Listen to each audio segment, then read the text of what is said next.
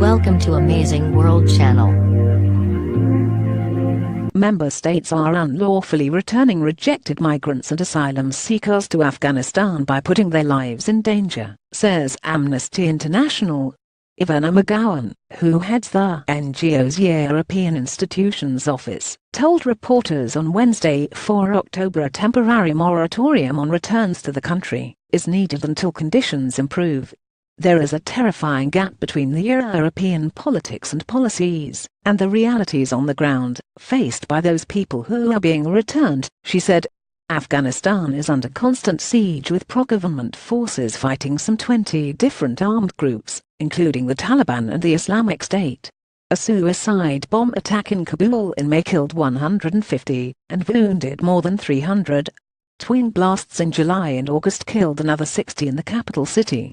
Last year, the UN's mission to Afghanistan had also registered the highest causality rate for civilians on record, with over 11,400 people either killed or injured.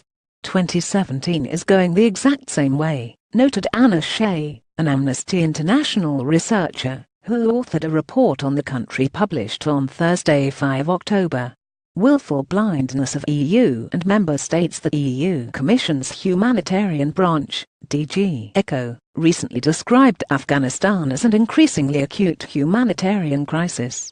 Over 2 million people are internally displaced, forced to move elsewhere to seek safety.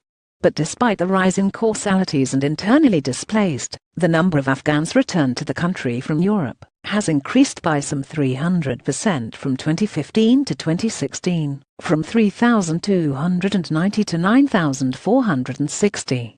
Germany is leading the way, with some 3,400 returns last year alone, followed by Greece at just under 1,500, and Sweden with around 1,000.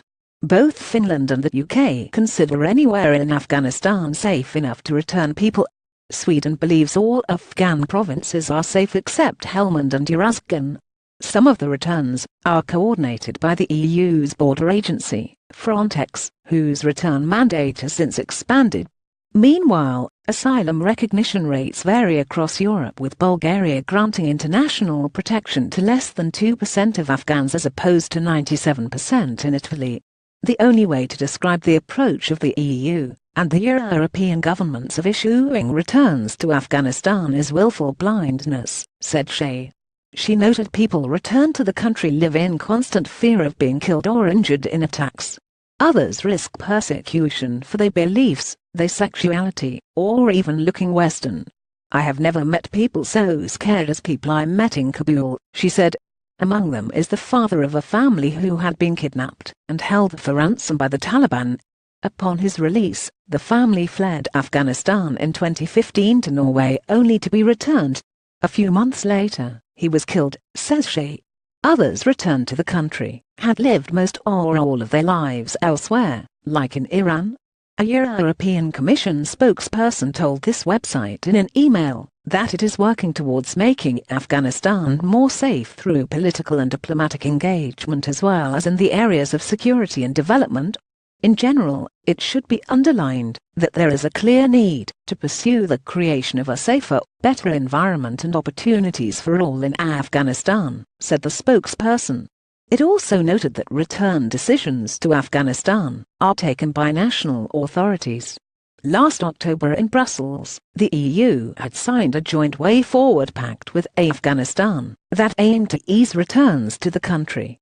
The international community in October last year committed to donate over $15 billion to Afghanistan for development up until 2020.